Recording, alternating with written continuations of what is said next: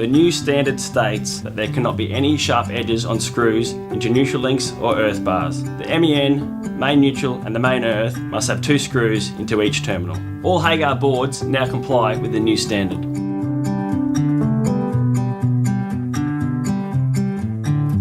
The new wiring rules also states that the neutral must maintain continuity on the line side.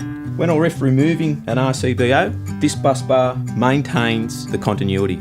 More Hagar top shelf thinking.